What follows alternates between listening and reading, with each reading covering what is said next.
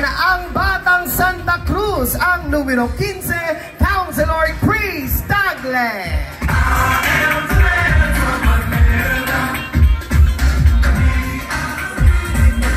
Kasama na rin po natin ang isang napakahusay at napakatalinong konsehala, ang numero 17, Konsehala Mocha Uzo.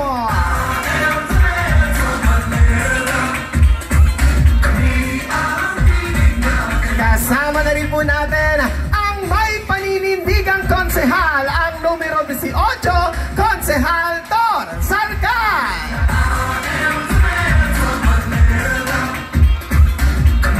At sa mga pagkakataon po ito, kasama na rin po natin ang ating consistent number 1 councilor at ngayon magiging congressman, ang numero 3, Congresswoman Apple Nieto.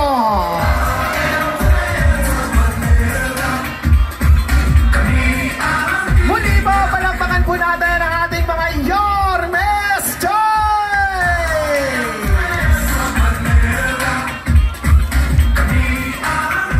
At ngayon po atin ang nasilayan ang ating mga Yormes Choice. Tayo naman po ay dadako sa pagbibigay naman po ng kani-kanila pong mga pangarap, plano at adhikain dito po sa minamahal na ikatlong distrito ng lungsod ng Maynila. At bago po natin ibigay ang ating unang tagapagsalita, sabay-sabay muna po nating panoorin to.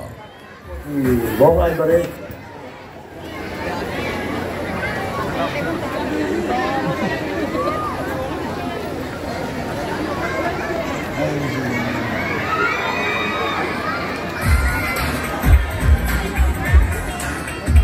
Ang ating pong unang tagapagsalita ay isang mahusay at maituturing na legendary sa larangan ng pampalakasan o sports na basketball. Konsehal na tutugon at aagapay upang mas mailayo ang mga kabataan sa bisyo at maituon ang pansin sa pamamagitan ng sports. Ang tinaguriang Mr. Excitement ng Distrito 3, palakpakan po natin ang numero 2, Konsehal Bong Alvarez.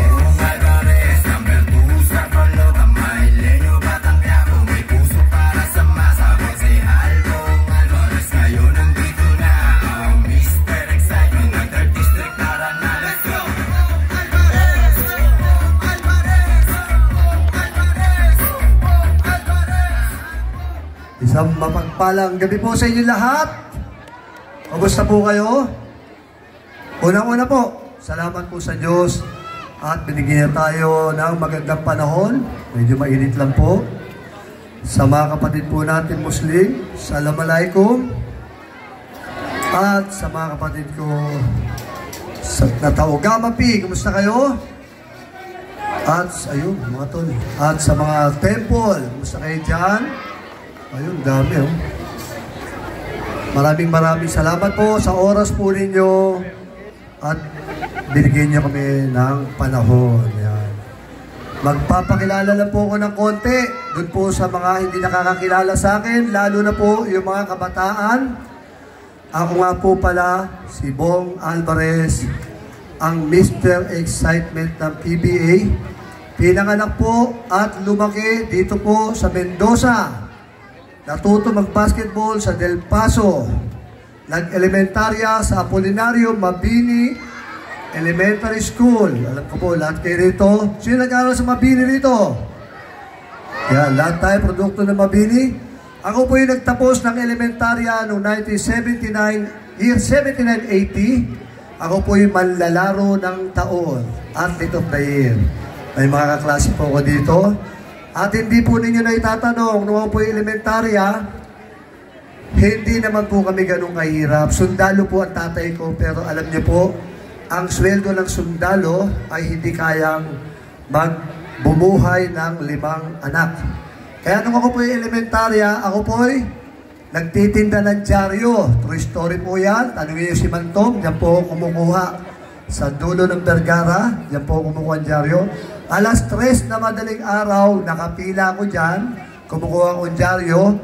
Pagkasimbang gabi, nakikipag-away po ako sa underpass. Yung mga taga-palengke, yan ang kalaban namin dyan kasi Pag diyan ka naglatag ng dyaryo, 30 minutes, ubos na ang dyaryo mo.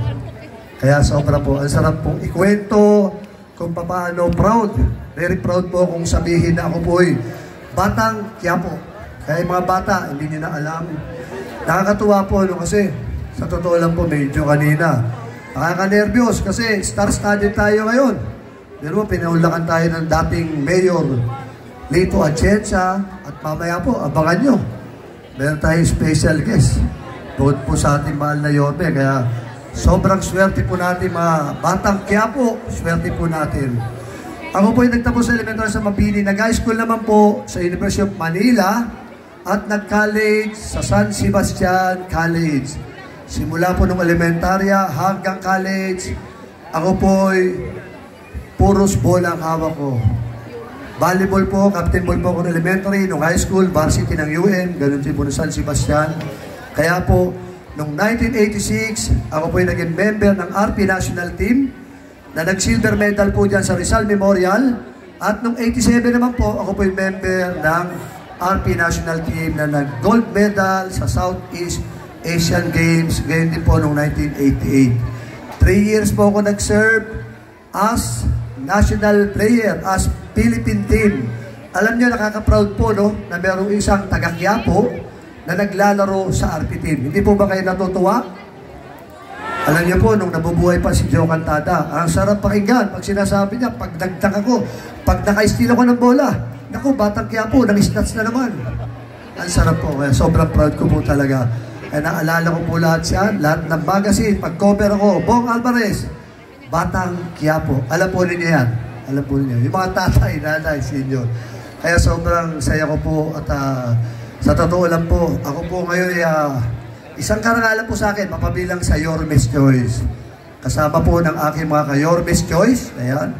At sa ating po susunod na Congresswoman na napakasipag, Congresswoman Apple Nieto. Palakpakan naman po natin. At